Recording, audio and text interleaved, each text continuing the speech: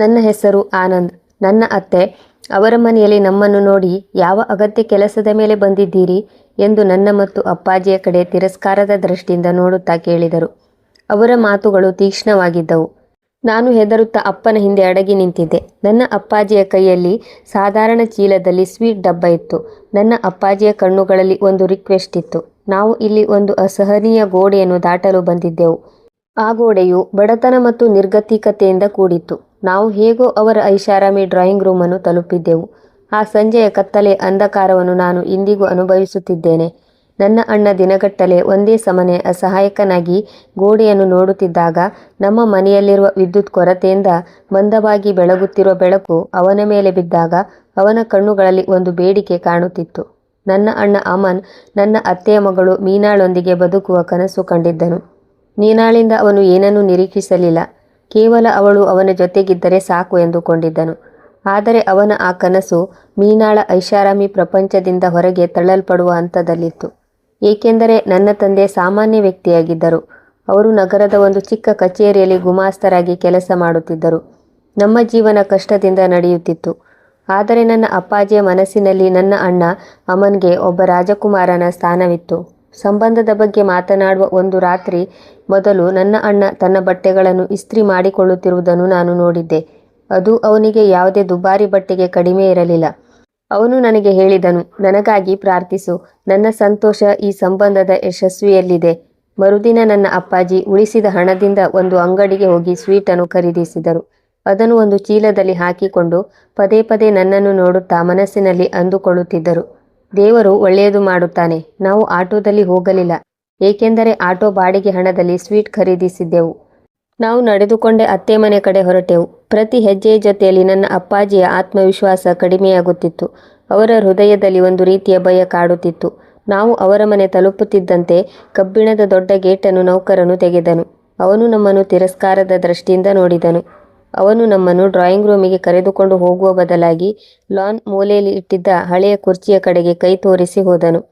ಅತ್ತೆ ಮನೆಯ ಒಳಗಿನಿಂದ ದೊಡ್ಡದಾದ ಕಿಟಕಿಯ ಗಾಜುಗಳ ಮೂಲಕ ನಮ್ಮನ್ನು ನೋಡುತ್ತಿದ್ದರು. ಅವರು ನಮ್ಮನ್ನು ಒಳಗೆ ಕರೆಯಲು 15ರಿಂದ 20 ನಿಮಿಷಕ್ಕೂ ಹೆಚ್ಚಿನ ಸಮಯ ತೆಗೆದುಕೊಂಡರು. ಅವರು ಮುಖದಲ್ಲಿ ಒಂದು ನಕಲಿ ಮುಗುಳ್ನಗೆ ತಂದುಕೊಂಡು ತಮ್ಮ ದುಬಾರಿ ಬಟ್ಟೆಯನ್ನು ಸರಿಪಡಿಸಿಕೊಳ್ಳುತ್ತಾ ಹೇಳಿದರು, ಯಾವ ಕೆಲಸದ ಮೇಲೆ ಬಂದಿದ್ದೀರಿ? ನಿಮಗೆ ಇಲ್ಲಿಗೆ ಬರುವಂಥ ಯಾವ ಅಗತ್ಯ ಕೆಲಸವಿತ್ತು? ನನ್ನ ಅಪ್ಪಾಜಿ ಸ್ವೀಟ್ ಬಾಕ್ಸನ್ನು ಟೇಬಲ್ ಮೇಲೆ ಇಟ್ಟರು ಮತ್ತು ಹೇಳಿದರು, ನಾವು ಇಂದು ನಮ್ಮ ಅಮ್ಮನ್ ಮೀನಾಳ ಸಂಬಂಧ ಕೇಳಿಕೊಂಡು ಬಂದಿದ್ದೇವೆ. ಅಪ್ಪಾಜಿಯ ಧ್ವನಿ ಕಂಪಿಸುತ್ತಿತ್ತು. ನನ್ನ ಅತ್ತೆ ಸ್ವೀಟ್ ಬಾಕ್ಸನ್ನು ಒಮ್ಮೆ ನೋಡಿ ನಕ್ಕರು. ಅವರ ನಗುವಿನಲ್ಲಿ ಎಂತಹ ಕುಹಕ ಇತ್ತೆಂದರೆ ಅದು ಇಂದಿಗೂ ನನ್ನ ಕಿವಿಯಲ್ಲಿ ಕೇಳಿಸುತ್ತಿದೆ. ಅವರು ಹೇಳಿದರು, ನಿಮ್ಮ ಮಗ ಆನಂದ್ ಒಂದು ಚಿಕ್ಕ ನೌಕರಿಯನ್ನು ಮಾಡದ ನಿರುದ್ಯೋಗಿ. ಅಣ್ಣ, ನಿನಗೆ ಹುಚ್ಚು ಹಿಡಿದಿದೆಯೇ? ಇದನ್ನು ಪ್ರಸ್ತಾಪಿಸಲು ನಿಮಗೆ ನಾಚಿಕೆ ಆಗುವುದಿಲ್ಲವೇ? ನಾವು ನಮ್ಮ ಮಗಳಿಗೆ ಆಯುಕ್ತರು, ದೊಡ್ಡ ಉದ್ಯಮಿ ಅಥವಾ ರಿಯಲ್ ಎಸ್ಟೇಟ್ ಏಜೆಂಟ್ರಂತಹ ಸಂಬಂಧ ಹುಡುಕುತ್ತಿದ್ದೇವೆ. ನಿಮಗೆ ನಿಮ್ಮ ಬಿಕಾರಿ ಮಗನಿಗೆ ನಮ್ಮ ಮಗಳನ್ನು ಪಡೆಯುವ ಅದೃಷ್ಟ ಇದೆ ಎಂದು ಅನಿಸುತ್ತಿದೆಯಾ? ಅವನು ಅವಳ ಸರಿಸಮಾನ ಆಗಬಲ್ಲನೆ? ಮತ್ತು ನೀವು ನಮ್ಮ ಸರಿ ಸಮಾನರಾಗುವ ಕನಸು ಕಾಣುತ್ತಿದ್ದೀರಾ? ನೀವೆಲ್ಲಿ, ನಾವೆಲ್ಲಿ? ನಮ್ಮ ಪ್ರಪಂಚವೇ ಬೇರೆ. ಆ ಕ್ಷಣವೇ ಅತ್ತೆ ಡ್ರಾಯಿಂಗ್ ರೂಮಿನಿಂದ ಕೈ ಕೊಡುತ್ತಾ ಹೊರಬಂದರು ಮತ್ತು ಸ್ವೀಟ್ ಬಾಕ್ಸನ್ನು ಯಾವುದೋ ಕಸ ಎನ್ನುವಂತೆ ನೆಲದ ಮೇಲೆ ಎಸೆದರು ಮತ್ತು ಹೇಳಿದರು, ಈ ಅಗ್ಗದ ವಸ್ತುವನ್ನು ತೆಗೆದುಕೊಂಡು ಹೊರಟು ಹೋಗಿ ಮತ್ತು ಇನ್ಮೇಲೆ ಇಲ್ಲಿಗೆ ಬರಬೇಡಿ. ಇದನ್ನು ನೋಡಿ ನಾನು ಮತ್ತು ಅಪ್ಪಾಜಿ ದಂಗಾಗಿ ಹೋದೆವು. ಅಪ್ಪಾಜಿಯ ಕಣ್ಣಲ್ಲಿ ಕಣ್ಣೀರಿತ್ತು. ನಾವಿಬ್ಬರು ಕಲ್ಲಿನ ಮೂರ್ತಿಯಂತೆ ಅಲ್ಲಿಂದ ಹೊರಬಂದೆವು. ನಮಗೆ ಒಳ್ಳೆಯ ಉಪಚಾರ ಸಿಕ್ಕಿತು. ಅಪ್ಪಾಜಿಯ ಹೆಜ್ಜೆಗಳಲ್ಲಿ ಜೀವವೇ ಇರಲಿಲ್ಲ. ಅವರು ಭಾರವಾದ ಹೆಜ್ಜೆ ಇಡುತ್ತಿದ್ದರು. ನನ್ನ ಕಣ್ಣುಗಳಲ್ಲಿ ಕಣ್ಣೀರಿರಲಿಲ್ಲ. ನೋವು ಒಳಗೊಳಗೆ ನನ್ನನ್ನು ಸುಡುತ್ತಿತ್ತು. ನಾವು ಮನೆಗೆ ಬಂದಾಗ ಅಮನ್ಗೆ ಎಲ್ಲ ಸತ್ಯ ಗೊತ್ತಾಯಿತು. ಅಮನ್ ಒಂದು ಮಾತನಾಡದೆ ತನ್ನ ಕೋಣೆಯ ಬಾಗಿಲನ್ನು ಹಾಕಿಕೊಂಡನು. ಅವನು ಎಲ್ಲವನ್ನೂ ಅರ್ಥ ಮಾಡಿಕೊಂಡಿದ್ದನು. ಆ ರಾತ್ರಿ ಅಮನ್ ಕೋಣೆಯಿಂದ ಯಾವ ಶಬ್ದವೂ ಬರಲಿಲ್ಲ. ಅರ್ಧರಾತ್ರಿಯಲ್ಲಿ ನನಗೆ ಅಣ್ಣನ ಕೋಣೆಯಿಂದ ಸಣ್ಣ ಶಬ್ದ ಕೇಳಿಸಿತು. ಯಾವುದೋ ವಸ್ತು ನೆಲದ ಮೇಲೆ ಬಿದ್ದ ಹಾಗೆ. ನಾನು ಹೆದರುತ್ತಾ ಅವನ ಕೋಣೆಯ ಹತ್ತಿರ ಬಂದು ಬಾಗಿಲು ತಟ್ಟಿದೆ. ಅಲ್ಲಿಂದ ಯಾವುದೇ ಉತ್ತರ ಬರಲಿಲ್ಲ. ಅಪ್ಪಾಜಿ ಕೂಡ ಎದ್ದರು. ಅವರು ಒಂದೇ ಹೊಡೆತಕ್ಕೆ ಮರದ ಬಾಗಿಲನ್ನು ಮುರಿದರು. ಒಳಗೆ ನೋಡಿದರೆ ಅಮನ್ ನೆಲದ ಮೇಲೆ ಪ್ರಜ್ಞೆ ತಪ್ಪಿ ಬಿದ್ದಿದ್ದನು. ಅವನ ಕೈಯಲ್ಲಿ ಒಂದು ಖಾಲಿ ಪ್ಯಾಕೆಟ್ ಇತ್ತು. ಇದನ್ನೆಲ್ಲ ನೋಡಿ ನನ್ನ ಮತ್ತು ಅಪ್ಪಾಜಿಯ ಕಾಲ ಕೆಳಗೆ ನೆಲ ಕುಸಿದಂತಾಯಿತು. ಅಪ್ಪಾಜಿ ಓಡುತ್ತಾ ಅಣ್ಣನ ಹತ್ತಿರ ಹೋದರು ಮತ್ತು ಅವನನ್ನು ಮೇಲೆತ್ತಲು ಪ್ರಯತ್ನಿಸಿದರು. ಇದನ್ನೆಲ್ಲ ನೋಡಿ ಅವರ ಮನಸ್ಸು ಒಡೆದು ಹೋಗಿತ್ತು. ಅವರ ಕಣ್ಣಲ್ಲಿ ಕಣ್ಣೀರಿತ್ತು. ಆದರೆ ಏನನ್ನು ಮಾತನಾಡುವ ಸ್ಥಿತಿಯಲ್ಲಿ ಇರಲಿಲ್ಲ. ಗಾಯಗೊಂಡ ಪಕ್ಷಿಯಂತೆ ಒದ್ದಾಡುತ್ತಿದ್ದರು. ನಾವು ತಕ್ಷಣವೇ ಅಣ್ಣನನ್ನು ಹತ್ತಿರದ ಆಸ್ಪತ್ರೆಗೆ ಕರೆದುಕೊಂಡು ಹೋದೆವು. ಡಾಕ್ಟರ್ ಅವನನ್ನು ಬದುಕಿಸಿದರು. ಅವನ ಆಯುಷ್ಯ ಮುಗಿದಿರಲಿಲ್ಲ. ನಾವು ಮನೆಗೆ ಮರಳಿ ಬಂದಾಗ ಅಪ್ಪಾಜಿಯ ಸ್ಥಿತಿ ತುಂಬ ಕೆಟ್ಟದಾಗಿತ್ತು. ಅವರಿಗೆ ಇದನ್ನೆಲ್ಲ ಸಹಿಸಿಕೊಳ್ಳಲು ಸಾಧ್ಯವಾಗಲಿಲ್ಲ. ಅವರು ತುಂಬ ದುಃಖಿತರಾಗಿದ್ದರು. ಯಾರೊಂದಿಗೂ ಏನನ್ನೂ ಮಾತನಾಡುತ್ತಿರಲಿಲ್ಲ. ಅವರು ಮೌನವಾಗಿದ್ದರು.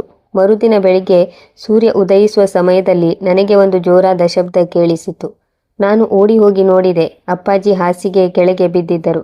ಅವರ ಕೈಗಳು ಎದೆಯ ಮೇಲಿದ್ದವು. ಅವರ ಮುಖ ನೀಲಿ ಬಣ್ಣಕ್ಕೆ ತಿರುಗಿತ್ತು.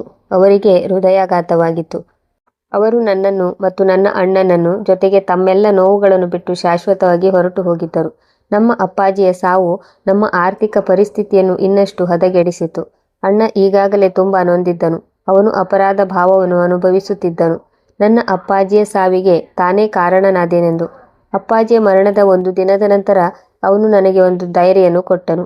ಅದರಲ್ಲಿ ಅವನು ಮೀನಾಗಾಗಿ ಬರೆದ ಪದಗಳಿದ್ದವು. ಅದು ಅವನ ಕನಸು, ಅವನ ಭಾವನೆ ಮತ್ತು ಕವಿತೆಗಳಿಂದ ತುಂಬಿತ್ತು. ಅವನ ಕಣ್ಣುಗಳು ತುಂಬಿದವು. ಅವನು ನನ್ನಿಂದ ದೃಷ್ಟಿ ತಪ್ಪಿಸಿಕೊಂಡು ಹೇಳಿದನು, ಆನಂದ್, ನೀನು ನಿನ್ನನ್ನು ಚೆನ್ನಾಗಿ ನೋಡಿಕೊ. ನಾನು ಹೊರಡುತ್ತಿದ್ದೇನೆ. ಮೀನಾಳಿಗೆ ಯೋಗ್ಯ ವ್ಯಕ್ತಿಯಾದ ನಂತರ ಹಿಂತಿರುಗುತ್ತೇನೆ. ಅವನು ಕೊನೆಯ ಬಾರಿ ನನ್ನ ಮುಖವನ್ನು ನೋಡದೆ ನಗರದ ಕಡೆ ಹೊರಟನು. ಅವನು ತನ್ನ ತಮ್ಮನನ್ನು ಒಂಟಿಯಾಗಿ ಬಿಟ್ಟು ಹೋಗುತ್ತಿದ್ದೇನೆಂದು ಯೋಚಿಸಲಿಲ್ಲ. ನಾನು ಚಿಕ್ಕ ವಯಸ್ಸಿನ ಅನಾಥ ಹುಡುಗ. ಮುರಿದ ಕನಸುಗಳೊಂದಿಗೆ ಅಪ್ಪನ ಸಾವಿನ ದುಃಖದ ಭಾರವನ್ನು ತುಂಬಿಕೊಂಡು ನಾನು ನಿಜವಾಗಿಯೂ ಅನಾಥನಾಗಿದ್ದೆ. ನನ್ನ ಮನಸ್ಸು ಕಲ್ಲಾಗಿತ್ತು. ನನ್ನೊಳಗೆ ಬೆಂಕಿ ಉರಿಯುತ್ತಿತ್ತು. ಅದು ಸೇಡಿನ ಬೆಂಕಿ. ನನ್ನ ಅತ್ತೆಯ ಅಹಂಕಾರವನ್ನು ಮುರಿಯುವ ರೋಷ. ನನ್ನ ಅಪ್ಪಾಜಿಯ ಸಾವಿಗೆ ಮತ್ತು ನನ್ನ ಅಣ್ಣ ಮನೆ ಬಿಟ್ಟು ಹೋಗಲು ಅವರು ಮತ್ತು ಅವರ ಅಹಂಕಾರವೇ ಕಾರಣವಾಗಿತ್ತು. ಈಗ ನನಗೆ ಯಾರೂ ಇರಲಿಲ್ಲ. ಒಂದು ಡೈರಿ ಮತ್ತು ಅಸಾಮಾನ್ಯ ಉದ್ದೇಶ ಮಾತ್ರ ಇದ್ದವು. ಅಪ್ಪಾಜಿ ಮರಣ ಹೊಂದಿ 3 ದಿನಗಳು ಕಳೆದಿದ್ದವು. ನಮ್ಮ ಸಣ್ಣ ಮನೆ ನಿರ್ಜನವಾಗಿತ್ತು. ಸುತ್ತಲೂ ದುಃಖದ ವಾತಾವರಣ ಆವರಿಸಿತ್ತು. ಆ ದಿನ ಮಧ್ಯಾಹ್ನದ ಸಮಯ ಅತ್ತೆ ದುಬಾರಿ ಬಟ್ಟೆ ಹಾಕಿಕೊಂಡು ತಮ್ಮ ದೊಡ್ಡ ಗಾಡಿಯಲ್ಲಿ ಔಪಚಾರಿಕತೆಗಾಗಿ ಬಂದರು. ನನ್ನ ಅತ್ತೆ ಶ್ರೀಮಂತ ಕುಟುಂಬದವರನ್ನು ಮದುವೆ ಆಗಿರುವುದರಿಂದ ಅವರಿಗೆ ಅಹಂಕಾರ ಬಂದಿತ್ತು.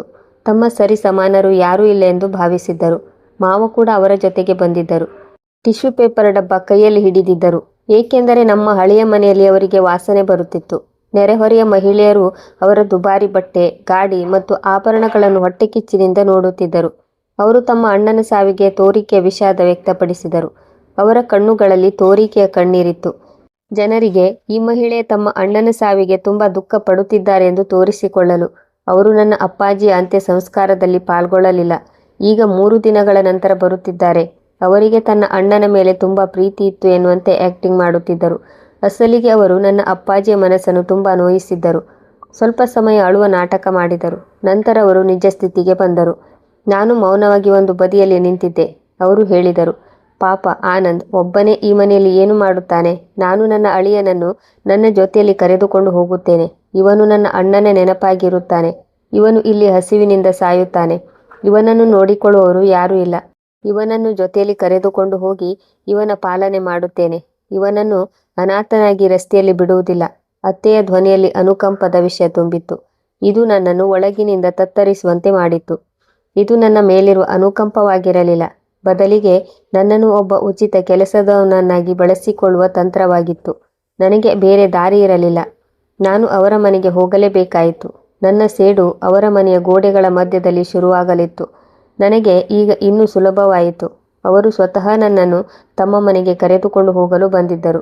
ಅವರ ಮನೆಯ ಗೇಟ್ ನಮ್ಮ ಮನೆಯ ಗೇಟಿಗಿಂತ 2 ಪಟ್ಟು ದೊಡ್ಡದಿತ್ತು ಮತ್ತು ಆಕರ್ಷಕವಾಗಿತ್ತು. ಅವರ ಮನೆ ತಲುಪುತ್ತಿದ್ದಂತೆ ನನ್ನನ್ನು ಅಡುಗೆ ಮನೆಯ ಹತ್ತಿರದ ನೌಕರರ ಕ್ವಾರ್ಟರ್ಸ್ಗೆ ಕಳುಹಿಸಲಾಯಿತು.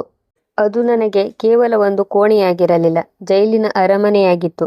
ಕೆಲವು ವರ್ಷ ಹೀಗೆ ಕಳೆದು ಹೋದವು. ನಾನು ನನ್ನ ಹಳೆಯ ಮಂಚದ ಮೇಲೆ ಕುಳಿತು ನನ್ನ ಕೈಯಲ್ಲಿರುವ ಬಿಸಿ ಚಹಾ ಕಪ್ನಿಂದ ಬರುವ ಹೊಗೆಯನ್ನು ನೋಡುತ್ತಿದ್ದೆ. ನಾನು ಈ ಕೋಣೆಯಲ್ಲಿ ನನ್ನ ಗುರುತು ಮತ್ತು ನನ್ನ ಹಳೆಯ ನೆನಪುಗಳನ್ನು ಸಮಾಧಿ ಮಾಡಿದ್ದೆ. ಇಲ್ಲಿ ನನ್ನ ಹೆಸರು ಆನಂದ್ ಆಗಿರಲಿಲ್ಲ, ಕೇವಲ ಕೆಲಸದ ಹುಡುಗನಾಗಿದ್ದೆ. ದಿನಪೂರ್ತಿ ದುಡಿದು ಸುಸ್ತಾಗಿ ರಾತ್ರಿ ಮಲಗಿದರೆ ಮೇಲ್ಛಾವಣಿಯಿಂದ ನೀರು ಸೋರುತ್ತಿರುವುದನ್ನು ನಾನು ನೋಡಿದ್ದೆ. ನನಗೆ ನನ್ನ ಅಪ್ಪಾಜಿಯ ಕೊನೆಯ ಕ್ಷಣಗಳು ಮತ್ತು ಅಮ್ಮನ ಹತಾಶೆ ನೆನಪಾಗುತ್ತಿತ್ತು. ನಾನು ನನ್ನ ಬಡತನ ಮತ್ತು ಅವಮಾನವನ್ನು ನನ್ನ ಶಕ್ತಿಯನ್ನಾಗಿ ಪರಿವರ್ತಿಸಿಕೊಳ್ಳಬೇಕೆಂದು ಬಯಸಿದ್ದೆ. ನನ್ನ ದೇಹ ನನ್ನ ಅತ್ತೆಯ ಸೇವಕನಾಗಿರಬಹುದು, ಆದರೆ ನನ್ನ ಮನಸ್ಸು ಮತ್ತು ನನ್ನ ಆತ್ಮ ಒಂದೇ ಧ್ಯೇಯದಲ್ಲಿತ್ತು. ಅದು ಸೇಡು. ಇದು ನನಗೆ ಜೈಲಾಗಿತ್ತು. ನನ್ನ ಪುಸ್ತಕಗಳು ಇಲ್ಲಿಂದ ಹೊರ ಹೋಗಲು ಇರುವ ಏಕೈಕ ದಾರಿಯಾಗಿತ್ತು. ಕ್ವಾರ್ಟರ್ಸ್ನ ಕೆಟ್ಟ ವಾಸನೆ ಮತ್ತು ನನ್ನ ಜೀವನದ ಕತ್ತಲೆಯನ್ನು ನನ್ನ ಪರಿಶ್ರಮದಿಂದ ಬದಲಾಯಿಸಬೇಕಿತ್ತು. ಅತ್ತೆ ನನ್ನ ಕಣ್ಣಲ್ಲಿ ಕಣ್ಣಿಟ್ಟು ನೋಡುತ್ತಾ ಮೊದಲ ವಾರ್ನಿಂಗ್ ನೀಡಿದ್ದರು. ನೋಡು ಆನಂದ್, ನೀನು ಇಲ್ಲಿ ಬೇರೆ ನೌಕರನೊಂದಿಗೆ ಇರಬೇಕಾಗುತ್ತದೆ. ನಿನ್ನ ಕೆಲಸ ನಾಳೆಯಿಂದ ಶುರುವಾಗುತ್ತದೆ. ಬೆಳಿಗ್ಗೆ 6 ಗಂಟೆಯ ಒಳಗೆ ಚಹಾ ತಿಂಡಿ ತಯಾರಾಗಿರಬೇಕು. ಈಗ ನನ್ನ ಜೀವನ ಅತ್ತೆಯ ಆಜ್ಞೆಗಳೊಂದಿಗೆ ನಡೆಯುತ್ತಿತ್ತು. ನಾನು ನನ್ನ ಜೀವನವನ್ನು ಅಣ್ಣನ ಪ್ರೀತಿ, ಅಪ್ಪನ ಆಶೀರ್ವಾದ ಮತ್ತು ಶಿಕ್ಷಣದ ಕನಸುಗಳಿಂದ ಹೊರಬಂದು ಸ್ವಚ್ಛತೆ ಮತ್ತು ಆಜ್ಞೆಗಳ ಪ್ರಪಂಚದಲ್ಲಿ ಜೀವಿಸುತ್ತಿದ್ದೆ. ಮೀನಾ, ಇವಳು ನನ್ನ ಅತ್ತೆಯ ದೊಡ್ಡ ಮಗಳು. ಇವಳಿಗಾಗಿ ನನ್ನ ಅಣ್ಣ ಜೀವ ಕಳೆದುಕೊಳ್ಳಲು ಪ್ರಯತ್ನಿಸಿದ್ದನು, ಏಕೆಂದರೆ ಅವಳನ್ನು ಪ್ರೀತಿಸುತ್ತಿದ್ದನು. ಅವಳನ್ನು ತನ್ನ ಜೀವನ ಸಂಗಾತಿಯಾಗಿ ಪಡೆಯಲು ಬಯಸಿದ್ದನು. ಅವಳು ನನ್ನ ಕಡೆ ನೋಡುತ್ತಿರಲಿಲ್ಲ. ಅವಳ ಗಮನ ಅವಳ ಮೊಬೈಲ್ ಮತ್ತು ಹೊಸ ಸಂಬಂಧದ ಮೇಲಿತ್ತು. ಆದರೆ ಅವಳ ತಂಗಿ ಸೋನಿಯಾಳ ಸ್ವಭಾವ ಬೇರೆಯಾಗಿತ್ತು. ಅವಳು ನನ್ನ ಉಪಸ್ಥಿತಿ ತನ್ನ ಸವಲತ್ತು ಎಂದುಕೊಂಡಿದ್ದಳು. ಅವಳು ನನ್ನನ್ನು ಯಾವುದಾದರೂ ಒಂದು ಕೆಲಸದ ಮೇಲೆ ಕರೆಯುತ್ತಿದ್ದಳು ಮತ್ತು ಅವಮಾನ ಮಾಡುತ್ತಿದ್ದಳು. ಒಂದು ದಿನ ಅವಳು ನನ್ನನ್ನು ಕರೆದು ಒಂದು ಕೆಲಸ ಕೊಟ್ಟಳು. ಆನಂದ್, ಇದು ನನ್ನ ದುಬಾರಿ ಶೂ, ಇದನ್ನು ಪಾಲಿಷ್ ಮಾಡು. ಆದರೆ ಇದರಲ್ಲಿ ಒಂದು ಕಲೆಯೂ ಇರಬಾರದು, ಎಚ್ಚರಿಕೆ. ಇಲ್ಲದಿದ್ದರೆ ನಿನ್ನ ಪರಿಸ್ಥಿತಿ ಸರಿ ಇರುವುದಿಲ್ಲ. ನಾನು ಕಷ್ಟಪಟ್ಟು ಶೂ ಪಾಲಿಷ್ ಮಾಡುತ್ತಿದ್ದೆ. ಅಷ್ಟರಲ್ಲಿ ಸೋನಿಯಾ ಕೋಣೆಗೆ ಬಂದಳು. ಓಹೋ, ನೀನು ಎಷ್ಟು ನಿಧಾನ! ಇಲ್ಲಿಯವರೆಗೆ ಶೂ ಪಾಲಿಷ್ ಮಾಡಿ ಆಗಲಿಲ್ಲ. ಸರಿ, ನಾನು ಕೋಣೆಗೆ ಹೋಗುತ್ತಿದ್ದೇನೆ. ನನಗಾಗಿ ಒಂದು ಕಪ್ ಚಹಾ ತೆಗೆದುಕೊಂಡು ಬಾ, ಬೇಗನೆ. ನಾನು ಅವಳ ಆಜ್ಞೆಯ ಮೇರೆಗೆ ಅಡುಗೆ ಮನೆಗೆ ಓಡಿದೆ. ಚಹಾ ಮಾಡಿ ತೆಗೆದುಕೊಂಡು ಬಂದಿದ್ದೆ. ಚಹಾ ತರುವಾಗ ನನ್ನ ಕೈ ಸ್ವಲ್ಪ ನಡುಗುತ್ತಿದ್ದವು. ಚಹಾ ಕಪ್ ನನ್ನ ಕೈಯಿಂದ ಜಾರಿ ಸೋನಿಯಾಳ ಹೊಸ ಕಾರ್ಪೆಟ್ ಮೇಲೆ ಬಿದ್ದಿತ್ತು. ಸೋನಿಯಾ ಜೋರಾಗಿ ಕಿರುಚಿದಳು. ಅವಳ ಧ್ವನಿ ಪೂರ್ತಿ ಮನೆಯಲ್ಲಿ ಪ್ರತಿಧ್ವನಿಸಿತು. ಅವಳು ಕಿರುಚುತ್ತಾ ಕೋಪದಿಂದ ಹೇಳಿದಳು, ಕೊಳಕು ಮನುಷ್ಯನೇ, ನಿನಗೆ ಯಾವುದೇ ಕೆಲಸ ಸರಿಯಾಗಿ ಮಾಡಲು ಬರುವುದಿಲ್ಲವೇ ಎನ್ನುತ್ತಾ ಅವಳು ನನ್ನ ಹತ್ತಿರ ಬಂದು ಚಹಾ ಕಪ್ ಎತ್ತಿಕೊಂಡು ನನ್ನ ಕೈ ಮೇಲೆ ಜೋರಾಗಿ ಹೊಡೆದಳು. ನನ್ನ ಕೈಗೆ ಗಾಯವಾಯಿತು ಮತ್ತು ಹೇಳಿದಳು, ನಿನ್ನಂಥ ಕೆಟ್ಟ ಹುಳುವಿಗೆ ಇದೇ ಶಿಕ್ಷೆ. ಹೀಗೆ ಮಾಡಿದರೆ ನಿನಗೆ ಅರ್ಥವಾಗುತ್ತದೆ. ಅವಳು ನನ್ನ ಕಷ್ಟವನ್ನು ನೋಡಿ ನಗುತ್ತಿದ್ದಳು. ಅವಳ ನಗುವಿನಲ್ಲಿ ರಾಕ್ಷಸತನ ಅಡಗಿತ್ತು. ಚಹಾ ಕಪ್ನ ಗುರುತು ನನ್ನ ಕೈ ಮೇಲೆ ಮೂಡಿತು. ಇದು ನನಗೆ ಹೊಸ ಗಾಯವಾಗಿರಲಿಲ್ಲ, ಬದಲಾಗಿ ನನ್ನ ಸೇಡಿನ ಮುದ್ರೆಯಾಗಿತ್ತು. ಆ ದಿನ ಸಂಜೆ ನಾನು ಹೊರಗೆ ಹೋಗಿ ಪುಸ್ತಕದ ಮಳಿಗೆಯಿಂದ ಹಳೆಯ UPSC ಪುಸ್ತಕ ಖರೀದಿಸಿದೆ. ನನಗೆ ಮೀನಾಳ ಮದುವೆ ಫಿಕ್ಸ್ ಆಗಿರುವುದು ಗೊತ್ತಾಯಿತು. ಈಗ ಅವಳು ತನ್ನ ಗಂಡನ ಮನೆಗೆ ಹೋಗುತ್ತಾಳೆ. ಈಗ ನನ್ನ ಗುರಿ ಸೋನಿಯಾ ಆಗಿದ್ದಳು. ಅವಳು ತನ್ನ ಶ್ರೀಮಂತಿಕೆ ಅಹಂಕಾರದ ನಶೆಯಲ್ಲಿದ್ದಳು. ಅವಳು ಬಡವರನ್ನು ದ್ವೇಷಿಸುತ್ತಿದ್ದಳು. ನಾನು ಒಂದು ದಿನ ಅಸಿಸ್ಟೆಂಟ್ ಕಮಿಷನರ್ ಆಗಬೇಕೆಂದು ದೃಢವಾಗಿ ನಿರ್ಧರಿಸಿದೆ ಮತ್ತು ಅವಳ ಅಹಂಕಾರವನ್ನು ಮುರಿದು ಸೇಡು ತೀರಿಸಿಕೊಂಡ ನಂತರ ಮದುವೆಯಾಗುತ್ತೇನೆ. ನಾನು ನನ್ನ ಜೀವನದ ಹೊಸ ಉದ್ದೇಶವನ್ನು ಮುಂದುವರಿಸಿದೆ. ನಾನು ನನ್ನ ಓದನ್ನು ಮುಂದುವರಿಸುವುದು ಕಷ್ಟವಾಗಿತ್ತು. ಪೂರ್ತಿ ದಿನ ಕೆಲಸದ ನಂತರ ನನ್ನ ದೇಹ ಸುಸ್ತಾಗುತ್ತಿತ್ತು. ನೌಕರರ ಕ್ವಾರ್ಟರ್ಸ್ನಲ್ಲಿ ರಾತ್ರಿ ಬೆಳಗು ಇರುತ್ತಿರಲಿಲ್ಲ. ಇದಕ್ಕೆ ನಾನು ಒಂದು ಹೊಸ ಉಪಾಯ ಮಾಡಿದೆ. ರಾತ್ರಿ 2 ಗಂಟೆಗೆ ಎಲ್ಲ ನೌಕರರು ಮಲಗಿದ ನಂತರ ನಾನು ಮೌನವಾಗಿ ಎದ್ದು ಬಾತ್ರೂಮಿಗೆ ಹೋಗಿ ಬಾತ್ರೂಮಿನ ಸಣ್ಣ ಬೆಳಕಿನಲ್ಲಿ ಓದುತ್ತಿದ್ದೆ. ಅದು ನಾನು ಅಸಿಸ್ಟೆಂಟ್ ಕಮಿಷನರ್ ಆಗುವ ಮೊದಲ ಹೆಜ್ಜೆಯಾಗಿತ್ತು. ನಾನು ಯಾರನ್ನೂ ದೂರುವುದಿಲ್ಲ, ಯಾರ ಎದುರು ಕಣ್ಣೀರು ಹಾಕುವುದಿಲ್ಲ ಮತ್ತು ನನ್ನ ರಹಸ್ಯವನ್ನು ಯಾರಿಗೂ ಹೇಳುವುದಿಲ್ಲ.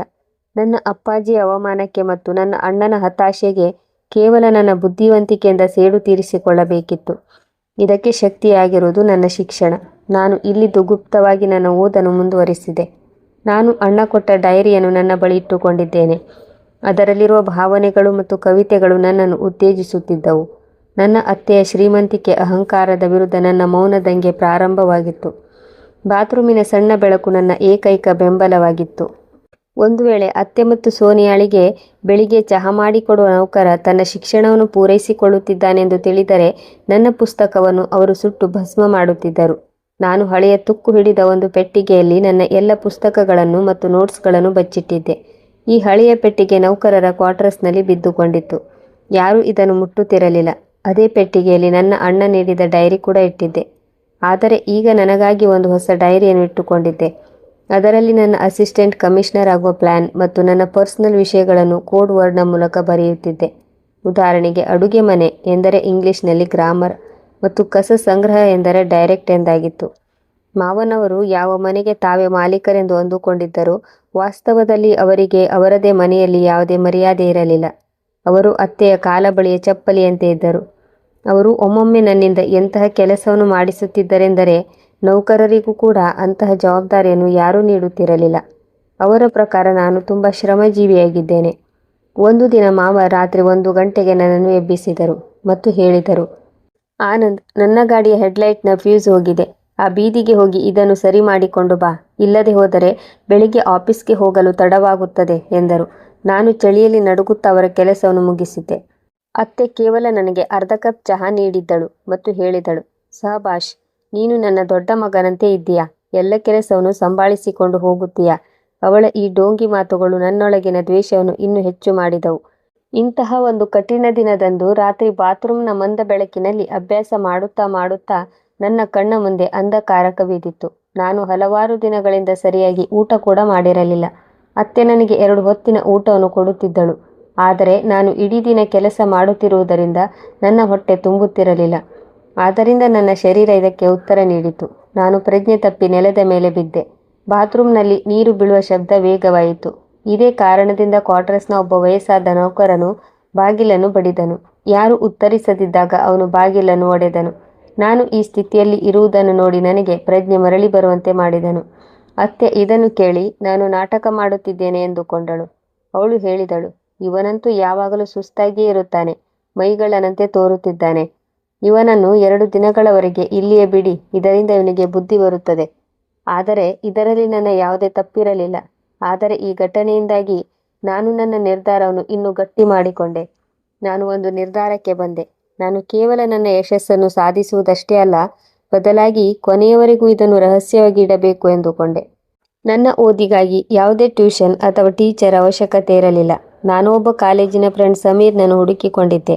ಸಮೀರ್ ಫೈನಾನ್ಷಿಯಲ್ ಕಂಡೀಷನಲ್ಲಿ ವೀಕ್ ಆಗಿದ್ದರೂ ತುಂಬ ಬುದ್ಧಿವಂತನಾಗಿದ್ದನು ಮತ್ತು ಅವನು ಅರ್ಧ ರಾತ್ರಿಯಲ್ಲಿ ಒಂದು ಹಳೆಯ ಬ್ರಿಡ್ಜ್ ಕೆಳಗೆ ನನ್ನನ್ನು ಭೇಟಿಯಾಗುವಂತೆ ಅವನನ್ನು ನಾನು ಒಪ್ಪಿಸಿದ್ದೆ. UPSCಗಾಗಿ ನನಗಾಗಿ ಸಹಾಯ ಮಾಡಬೇಕು. ಇದರ ಬದಲಾಗಿ ನಾನು ಪಾತ್ರೆ ತೊಳೆಯುವ ಕೆಲಸದಿಂದ ಬಂದ ಸ್ವಲ್ಪ ಹಣವನ್ನು ಅವನಿಗೆ ಕೊಡುತ್ತೇನೆ ಎಂದಿದ್ದೆ ಮತ್ತು ಹೇಳಿದ್ದೆ, ನೋಡು ಸಮೀರ್, ಮನೆಯವರಿಗೆ ತಿಳಿದರೆ ನನ್ನ ಜೊತೆ ನಿನ್ನ ಜೀವನವು ಕೂಡ ಹಾಳಾಗುತ್ತದೆ. ಅದರಿಂದ ನೀನು ಆಣೆ ಮಾಡು, ಈ ವಿಷಯವನ್ನು ಯಾರಿಗೂ ಹೇಳಬಾರದು. ಎಂದಿಗೂ ನನ್ನ ಮನೆಯ ಕಡೆಗೆ ತಲೆ ಹಾಕಬಾರದು ಮತ್ತು ಯಾರಿಗೂ ನನ್ನ ಓದಿನ ಬಗ್ಗೆ ಹೇಳಬಾರದು. ಸಮೀರ್ ನನಗೆ ಸಹಾಯ ಮಾಡಲು ಒಪ್ಪಿಕೊಂಡಿದ್ದ. ನಾನು ನನ್ನ ಓದಿಗಾಗಿ ಫೀಸ್ ಜಮಾ ಮಾಡಲು ರಾತ್ರಿ ಒಂದು ಹೋಟೆಲ್ನಲ್ಲಿ ಪಾತ್ರೆ ತೊಳೆಯುವ ಕೆಲಸವನ್ನು ಕೂಡ ಆರಂಭಿಸಿದೆ. ಹೋಟೆಲ್ನ ಮಾಲೀಕರು ಒಬ್ಬ ದಯಾಳು ವಯಸ್ಸಾದ ವ್ಯಕ್ತಿಯಾಗಿದ್ದರು. ಅವರು ರಾತ್ರಿ 11ರಿಂದ 1 ಗಂಟೆಯವರೆಗೆ ನನಗೆ ಕೆಲಸ ಮಾಡಲು ಅವಕಾಶ ನೀಡಿದರು. ನಾನು ಅತ್ತೆ ಮನೆಯ ಎಲ್ಲ ನೌಕರರಿಗೆ ನನಗೆ ಹುಷಾರಿಲ್ಲ ಎಂದು ಹೇಳಿ ಆದಷ್ಟು ಬೇಗ ಮಲಗಿಕೊಳ್ಳುತ್ತಿದ್ದೆ.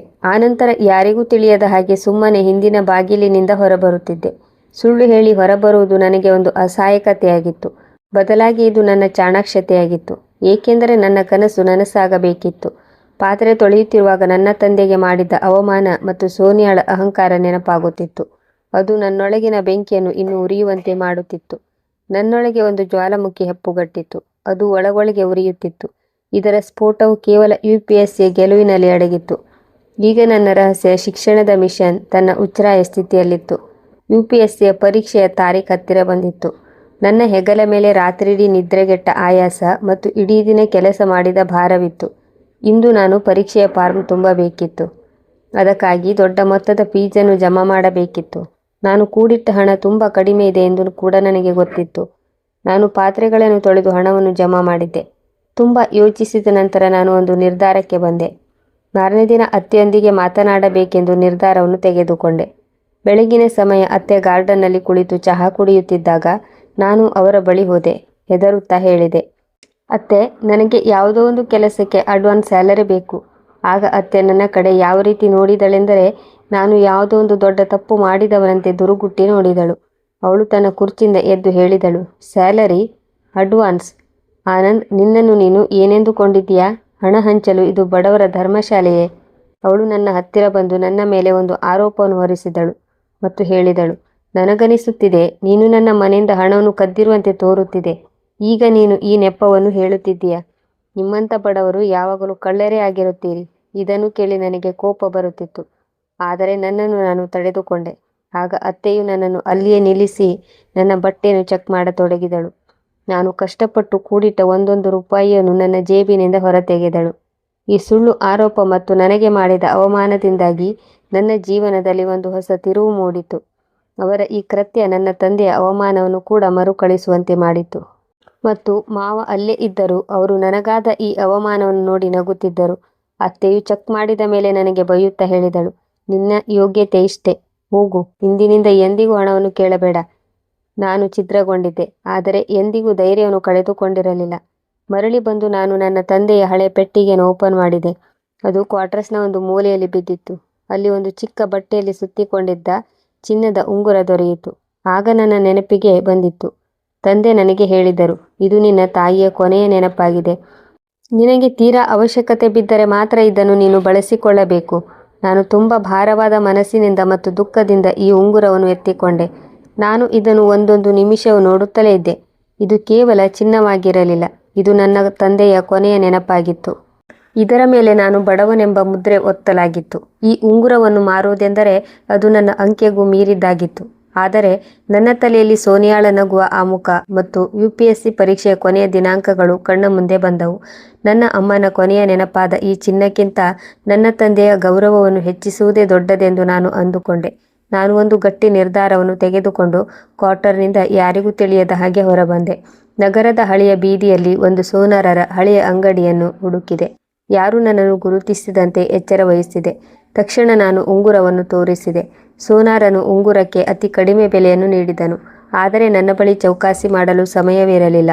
ಈ ಸಮಯದಲ್ಲೂ ನನ್ನ ಕಣ್ಣು ತುಂಬಿ ಬಂದಿತ್ತು. ಉಂಗುರವನ್ನು ಮಾರಿ ಬಂದ ಹಣದಿಂದ ನನ್ನ ಪರೀಕ್ಷೆಯ ಫೀಸ್ ಕಟ್ಟಲು ಸಾಕಾಗಿತ್ತು.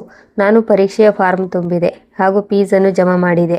ಈ ತ್ಯಾಗವು ನನ್ನ ಛಲವನ್ನು ಇನ್ನೂ ಇಮ್ಮಡಿಗೊಳಿಸಿತು. ಈಗ ನಾನು ಹಿಂದೆ ಸರಿಯುವ ಯಾವುದೇ ದಾರಿ ಇರಲಿಲ್ಲ. ನನ್ನ ಜೀವನದ ಪ್ರಯಾಣದಲ್ಲಿ ಈ ಉಂಗುರವು ನನ್ನ ಬಳಿ ಉಳಿದಿರುವ ನನ್ನ ಕುಟುಂಬದ ಕೊನೆಯ ಕುರುವಾಗಿತ್ತು. ಈಗ ನನ್ನ ಎಲ್ಲ ಪರೀಕ್ಷೆಗಳು ನನ್ನ ಪರಿವಾರದ ಕೊನೆಯ ಭರವಸೆಯಾಗಿತ್ತು. ನಾನು ಆ ಇಡೀ ರಾತ್ರಿಯನ್ನು ಹೆದರಿಕೆ ಹಾಗೂ ಉತ್ಸಾಹದಿಂದ ಕಳೆದಿದ್ದೆ. ಮಾವ ನನ್ನನ್ನು ಯಾವುದೋ ಅವಶ್ಯ ಕೆಲಸಕ್ಕೆ ಮತ್ತೊಂದು ಪಟ್ಟಣದ ಮಾರ್ಕೆಟ್ಗೆ ಕಳುಹಿಸಿದ್ದಾರೆ ಎಂದು ಅತ್ತೆಗೆ ಸುಳ್ಳು ಹೇಳಿದೆ. ಅತ್ತೆ ಸಂಶಯಪಟ್ಟರು. ಆದರೆ ನಾನು ಹೇಳಿದೆ, ಕೆಲಸ ಬೆಳಿಗ್ಗೆಯೇ ಮುಗಿದು ಹೋಗುತ್ತದೆ ಎಂದು. ನಾನು ಸಮೀರ್ನ ಸಹಾಯದಿಂದ ಎಕ್ಸಾಮ್ ಬರೆಯಲು ಪಟ್ಟಣದ ಒಂದು ಬದಿಯಲ್ಲಿದ್ದ ಎಕ್ಸಾಮ್ ಸೆಂಟರ್ಗೆ ಬಂದು ತಲುಪಿದೆ. ಸಮೀರನು ನನಗಾಗಿ ಒಂದು ಸ್ವಚ್ಛವಾದ ಬಟ್ಟೆಯನ್ನು ಅರೇಂಜ್ ಮಾಡಿದ್ದನು. ಪರೀಕ್ಷಾ ಹಾಲ್ನಲ್ಲಿ ಕುಳಿತು ನಾನು ಒಂದು ಕ್ಷಣ ನನ್ನ ಕಣ್ಣನ್ನು ಮುಚ್ಚಿದೆ. ನನ್ನ ತಂದೆಯ ಅವಮಾನ, ಅಣ್ಣನ ಮುಗ್ಧತೆ ಮತ್ತು ಸೋನಿಯಾಳ ಅಹಂಕಾರ ಎಲ್ಲವೂ ನನ್ನ ಶಕ್ತಿಯಾಗಿ ಮಾರ್ಪಟ್ಟವು. ಈ ಪರೀಕ್ಷೆಯು ಕೇವಲ ನನ್ನ ನೌಕರಿಗಾಗಿ ಅಲ್ಲ, ಬದಲಾಗಿ ನನ್ನ ಸೇಡಿಗಾಗಿಯೂ ಕೂಡ ಎಂದು ನಾನು ಅಂದುಕೊಂಡಿದ್ದೆ. ನನ್ನ ಪ್ರತಿ ಶಬ್ದ, ಪ್ರತಿ ಪ್ರಶ್ನೆಗಳಿಗೆ ಉತ್ತರ ಈ ಪರೀಕ್ಷೆಯ ಮುಂದಿತ್ತು. ನಾನು ಗೆಲುವನ್ನು ಪಡೆಯಲೇಬೇಕಾಗಿತ್ತು, ಏಕೆಂದರೆ ನಾನು ಆ ಮನೆಯ ನಿಜವಾದ ಮಾಲೀಕನಾಗಿ ಸೋನಿಯಾಳ ಅಹಂಕಾರವನ್ನು ಮುರಿಯಬೇಕಾಗಿತ್ತು. ನನ್ನ ಯಶಸ್ಸಿನ ನಂತರವೂ ಕೂಡ ನಾನು ನನ್ನ ನಿಜವಾದ ಮುಖವನ್ನು ತೋರಿಸಬಾರದು ಎಂದು ನಾನು ನಿರ್ಧರಿಸಿದೆ. ನಾನು ಕಮಿಷನರ್ ಆದ ಮೇಲೆಯೂ ಕೂಡ ಮಾಮೂಲಿ ನೌಕರನಾಗಿದ್ದೇನೆ ಎಂಬ ನಾಟಕ ಮಾಡಬೇಕು ಎಂದು ಅಂದುಕೊಂಡೆ. ಮನದಲ್ಲಿ ನಾನು ಒಂದು ಪ್ಲ್ಯಾನ್ ಮಾಡುತ್ತಿದ್ದೆ. ಅದು ನನ್ನ ಹಾಗೂ ಅತ್ತೆಯ ಮನೆಯ ನಡುವೆ ಒಂದು ದೊಡ್ಡ ಗೋಡೆಯನ್ನೇ ನಿರ್ಮಿಸಬಹುದು. ಪರೀಕ್ಷೆ ಮುಗಿದ ನಂತರ ನನ್ನ ಸ್ಥಿತಿ ಯಾವುದೇ ನರಕಕ್ಕಿಂತಲೂ ಕನಿಷ್ಠವಾಗಿತ್ತು. ಒಂದು ಕಡೆ ಅತಿ ಕಷ್ಟವನ್ನು ಸಹಿಸುವ ಜೀವನವಿದ್ದರೆ, ಮತ್ತೊಂದು ಕಡೆ ಮನಸ್ಸಿನಲ್ಲಿ ನನ್ನ ಹಣೆಬರವನ್ನು ನಿರ್ಧರಿಸುವ ಸಮಯಕ್ಕಾಗಿ ಕಾಯುತ್ತಿದ್ದೆ. ಅತ್ತೆಯ ಮನೆಯಲ್ಲಿ ಪಾತ್ರೆಯನ್ನು ತೊಳೆಯುತ್ತಿದ್ದೆ, ಲಾನ್ ಅನ್ನು ಸ್ವಚ್ಛಗೊಳಿಸುತ್ತಿದ್ದೆ, ಡ್ರಾಯಿಂಗ್ ರೂಮ್ನಲ್ಲಿ ಕಸವನ್ನು ಗುಡಿಸುತ್ತಿದ್ದೆ. ನಾನು ಒಂದು ನಿರ್ಧಾರಕ್ಕೆ ಬಂದಿದ್ದೆ. ರಿಸಲ್ಟ್ ಬರುವುದಕ್ಕಿಂತಲೂ ಮೊದಲು ನಾನು ಯಾವುದೇ ಹೊಸ ಅಪಾಯವನ್ನು ತಂದುಕೊಳ್ಳಬಾರದು ಎಂದುಕೊಂಡಿದ್ದೆ. ಸದ್ಯ ನಾನು ರಾತ್ರಿಯ ಓದು ಮತ್ತು ಹೋಟೆಲ್ನಲ್ಲಿ ಪಾತ್ರೆ ತೊಳೆಯುವ ಕೆಲಸವನ್ನು ನಿಲ್ಲಿಸಿದ್ದೆ. ಮಧ್ಯೆ ಅತ್ತೆಯ ಖುಷಿ ಇನ್ನಷ್ಟು ದುಪ್ಪಟ್ಟಾಗಿತ್ತು. ಮೀನಾಳ ಮದುವೆ ಒಬ್ಬ ಬಿಸ್ನೆಸ್ ಮ್ಯಾನ್ನೊಂದಿಗೆ ನಡೆಯುತ್ತಿತ್ತು. ಅತ್ತೆಯ ಎಲ್ಲ ಗಮನ ಸೋನಿಯಾಳ ಮೇಲಿತ್ತು. ಅವಳು ಪೇಪರ್ನಲ್ಲಿ ಸೋನಿಯಾಳಿಗಾಗಿ ವರ ಬೇಕಾಗಿದ್ದಾನೆ ಎಂದು ಜಾಹೀರಾತು ನೀಡಲು ಆರಂಭಿಸಿದಳು. ಕೇವಲ ಸರ್ಕಾರಿ ಆಫೀಸರ್ ಕಾಂಟ್ಯಾಕ್ಟ್ ಮಾಡಿ ಎಂದು ಜಾಹೀರಾತು ನೀಡಲಾಗಿತ್ತು. ವರನ ಕಡೆಯವರು ತುಂಬ ಶ್ರೀಮಂತರಾಗಿರಬೇಕು, ಅವರ ಬಿಸ್ನೆಸ್ ಇಡೀ ಪಟ್ಟಣದಲ್ಲಿ ಹರಡಿಕೊಂಡಿರಬೇಕು ಎಂದು ಅತ್ತೆ ಕನಸು ಕಟ್ಟಿಕೊಂಡಿದ್ದಳು. ಒಂದು ಮಧ್ಯಾಹ್ನ ಡ್ರಾಯಿಂಗ್ ರೂಮ್ ಸ್ವಚ್ಛಗೊಳಿಸುತ್ತಿದ್ದೆ. ಸೋನಿಯಾ ಅಲ್ಲಿ ಕುಳಿತು ಇಂಪಾರ್ಟೆಂಟ್ ಫ್ಯಾಷನ್ ಮ್ಯಾಗಝಿನ್ ನೋಡುತ್ತಿದ್ದಳು. ಒಂದು ಪೇಜ್ ಓಪನ್ ಮಾಡಿದಳು. ಅದರಲ್ಲಿ ದುಬಾರಿ ಡಿಸೈನರ್ ಬಟ್ಟೆಗಳು ಮತ್ತು ಗಡಿಯಾರವಿತ್ತು. ಅವಳು ಹೇಳಿದಳು, ಆನಂದ್, ಇದನ್ನು ನೋಡು. ಲೈಫ್ ಎಂದರೆ ಇದು. ನಿನ್ನಂಥ ನೌಕರ ಎಂದಿಗೂ ಈ ಬ್ರ್ಯಾಂಡ್ ತೊಡಲು ಸಾಧ್ಯವಿಲ್ಲ. ನಿಮ್ಮಂಥವರ ಜಗತ್ತು ಕಸ ಹಾಗೂ ಹಳೆಯ ಬಟ್ಟೆಗೆ ಮಾತ್ರ ಸೀಮಿತವಾಗಿರುತ್ತದೆ. ಮತ್ತು ನನ್ನ ಗಂಡ ಒಬ್ಬ ಕಮಿಷನರ್ ಆಗಿರುತ್ತಾನೆ. ನನಗೆ ಇದೆಲ್ಲವನ್ನು ಖರೀದಿಸಿಕೊಡುತ್ತಾನೆ. ಆಗ ನಿನಗೆ ಅರ್ಥವಾಗುತ್ತದೆ ಬಡವರು ಮತ್ತು ಶ್ರೀಮಂತರು ಇವರ ನಡುವೆ ಯಾವ ವ್ಯತ್ಯಾಸವಿರುತ್ತದೆ ಎಂದು. ನಾನು ಸುಮ್ಮನೆ ಅವಳ ಮಾತನ್ನು ಕೇಳಿ ತಲೆ ಆಡಿಸಿದೆ. ನಾನು ಮನದಲ್ಲೇ ಮುಗುಳು ನಕ್ಕೆ ಮತ್ತು ಯೋಚಿಸಿದೆ, ಸೋನಿಯಾ, ನಾನೇ ನಿನ್ನ ಕಮಿಷನರ್ ಆಗಲಿದ್ದೇನೆ. ಆದರೆ ನಿನಗೆ ಇದನ್ನೆಲ್ಲ ಕೊಡಲು ಮಾತ್ರ ಅಲ್ಲ, ಬದಲಾಗಿ ಇದೆಲ್ಲವನ್ನು ನಿನ್ನಿಂದ ಕಸಿದುಕೊಳ್ಳುತ್ತೇನೆ. ನಾನು ನನ್ನ ಸ್ವಚ್ಛತೆಯನ್ನು ಮುಂದುವರಿಸಿದೆ. ಅವಳ ಮಾತುಗಳು ನನಗೆ ಯಾವುದೇ ಕೆಲಸಕ್ಕೆ ಬರುವುದಿಲ್ಲ ಎಂದು ತೋರ್ಪಡಿಸಿಕೊಂಡೆ. ಮಾರನೇ ದಿನ ಸಂಜೆ ನಾನು ಗಿಡಗಳಿಗೆ ನೀರು ಹಾಕುತ್ತಿದ್ದಾಗ ನನ್ನ ಗೆಳೆಯ ಸಮೀರ್ ಫೋನ್ ಮಾಡಿದ. ಅವನು ಉತ್ಸಾಹದಲ್ಲಿ ಹೇಳಿದ, ಆನಂದ್, ನೀನಂತೂ ಜಾದು ಮಾಡಿಬಿಟ್ಟೆ.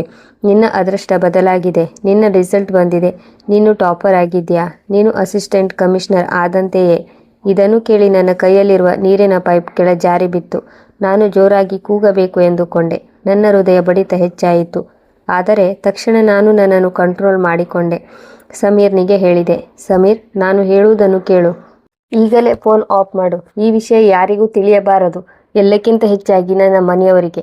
ಒಂದು ವೇಳೆ ನೀನು ಇದನ್ನು ಬಯಲು ಮಾಡಿದರೆ ನನ್ನ ಎಲ್ಲ ಪ್ಲ್ಯಾನ್ ನೀರಿನಲ್ಲಿ ಹೋಮ ಮಾಡಿದಂತೆ ಆಗುತ್ತದೆ. ಸಮೀರ್ನಿಗೆ ನನ್ನ ಪರಿಸ್ಥಿತಿಯ ಬಗ್ಗೆ ಚೆನ್ನಾಗಿ ಗೊತ್ತಿತ್ತು. ನನಗೆ ಭಾಷೆ ನೀಡಿ ಅವನು ಸುಮ್ಮನಾದನು. ನಾನು ಫೋನ್ ಕಟ್ ಮಾಡಿದೆ. ನನ್ನ ಸಾಧನೆಯನ್ನು ನನ್ನಲ್ಲಿ ಬಚ್ಚಿಟ್ಟುಕೊಂಡೇ ನಾನು ನನ್ನ ತಲೆಯಲ್ಲಿ ಈಗ ಒಂದು ಹೊಸ ನಾಟಕದ ತಯಾರಿ ಮಾಡಿಕೊಂಡೆ. ಕಮಿಷನರ್ನ ಸಂಬಂಧವನ್ನು ಕಳುಹಿಸುವ ನಾಟಕವಾಡಬೇಕು ಎಂದುಕೊಂಡೆ. ನಾನು ಮನೆಯವರಿಗೆ ಇದರ ಬಗ್ಗೆ ಯಾವುದೇ ಮಾಹಿತಿ ನೀಡಬಾರದು ಮತ್ತು ನನ್ನ ಪೋಸ್ಟಿಂಗ್ನ ಬಗ್ಗೆ ಕೂಡ ಮಾಹಿತಿ ಇರಬಾರದು ಎಂದುಕೊಂಡೆ. ನಾನು ಉನ್ನತ ಪದವಿಯನ್ನು ಬಳಸಿಕೊಳ್ಳಬೇಕು ಎಂದು ಅಂದುಕೊಂಡೆ. ಅತ್ತೆ ತಾನಾಗಿ ನನ್ನ ಬಳಿ ಬರಬೇಕು ಮತ್ತು ಸೋನಿಯಾಳನ್ನು ನನಗೆ ಒಪ್ಪಿಸಬೇಕು. ನನ್ನ ಉದ್ದೇಶ ಸ್ಪಷ್ಟವಾಗಿತ್ತು. ಈ ಮನೆಯಲ್ಲಿ ಹಳೆಯ ಬಟ್ಟೆ ತೊಟ್ಟ ಕೆಲಸದಾಳಾಗಿ, ನೀಟಾದ ಬಟ್ಟೆಯನ್ನು ತೊಟ್ಟ ಕಮಿಷನರ್ ಆಗಿ ಈ ಮನೆಯೊಳಗೆ ಕಾಲಿಡುವುದು ನನ್ನ ಉದ್ದೇಶವಾಗಿತ್ತು. ನಾನು ಇನ್ನು ಹೆಚ್ಚು ಸಮಯದವರೆಗೆ ಈ ಮನೆಯಲ್ಲಿ ಈ ಸ್ಥಿತಿಯಲ್ಲಿ ಇರಬೇಕಾಗಿ ಬರುವುದಿಲ್ಲ ಎಂದು ನನಗೆ ತಿಳಿದಿತ್ತು. ಒಂದು ವಾರದ ಒಳಗೆ ನಾನು ಟ್ರೈನಿಂಗಾಗಿ ಮತ್ತೊಂದು ಪಟ್ಟಣಕ್ಕೆ ಹೊರಡಬೇಕಾಗಿತ್ತು. ನಾನು ನನ್ನ ಎಲ್ಲ ಕಾಗದ ಪತ್ರಗಳ ಕಾರ್ಯಾಚರಣೆಯನ್ನು ಪೂರ್ಣಗೊಳಿಸಿದ್ದೆ. ನಾನು ಮತ್ತೆ ಒಂದು ಆಟವನ್ನು ಆಡಿದೆ. ನನ್ನ ಹಳೆಯ ನಂಬರ್ನಿಂದ ಅತ್ತೆಗೆ ಫೋನ್ ಮಾಡಿದೆ. ಒಂದು ಸಾಮಾನ್ಯ ಕಥೆಯನ್ನು ಹೇಳಿದೆ.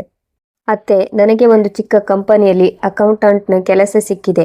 ಅಲ್ಲಿ ಸ್ಯಾಲರಿ ಕೂಡ ತುಂಬ ಸಾಮಾನ್ಯವಾಗಿದೆ. ನಾನು ಪಟ್ಟಣದಿಂದ ಹೊರಗೆ ಇರಬೇಕಾಗುತ್ತದೆ. ನಾನು ಅಂದುಕೊಂಡಂತೆ ಅವಳ ಪ್ರತಿಕ್ರಿಯೆ ಸಾಧಾರಣವಾಗಿತ್ತು. ಸೋನಿಯಾ ಒಬ್ಬ ನೌಕರ ಕಡಿಮೆಯಾದೆಂದು ಖುಷಿಯಾದಳು. ಅತ್ತೆ ನಗುತ್ತಾ ಹೇಳಿದಳು, ಸರಿ, ಕೊನೆಗೂ ನಿನಗೆ ಕ್ಲರ್ಕ್ ನೌಕರಿಯಾದರೂ ದೊರೆಯಿತಲ್ಲ. ಸಮಯಕ್ಕೆ ಸರಿಯಾಗಿ ನಮಗೆ ಹಣವನ್ನು ಕಳುಹಿಸುತ್ತಿರು. ಅವರು ನನ್ನ ಟ್ರೈನಿಂಗ್ ಮತ್ತು ನನ್ನ ಕೆರಿಯರ್ನ ಬಗ್ಗೆ ಮುಂದೆ ಯಾವುದೇ ಆಸಕ್ತಿ ತೋರಲಿಲ್ಲ. ಇನ್ನು ಮುಂದೆ ನಾನು ಅವರ ಕಣ್ಣ ಮುಂದೆ ಇರುವುದಿಲ್ಲ ಎಂದು ಅವರು ಅಂದುಕೊಂಡರು. ನನಗೆ ಇದು ಒಂದು ಒಳ್ಳೆಯ ಅವಕಾಶವಾಗಿತ್ತು. ನಾನು ನನ್ನ ಬಟ್ಟೆಯ ಒಂದು ಚಿಕ್ಕ ಬ್ಯಾಗನ್ನು ತೆಗೆದುಕೊಂಡು ಅದೇ ರಾತ್ರಿ ಆ ಮನೆಯಿಂದ ಹೊರಬಂದೆ.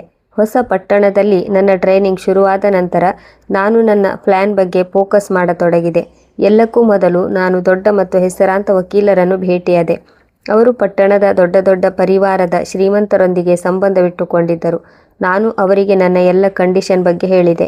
ನಾನು ಒಬ್ಬ ಅಸಿಸ್ಟೆಂಟ್ ಕಮಿಷನರ್ ಆಗಿ ಒಬ್ಬ ಗೆಳೆಯನಾಗಿ ಸಹಾಯ ಕೇಳುತ್ತಿದ್ದೇನೆ ಎಂದು ಅವರಿಗೆ ಹೇಳಿದೆ.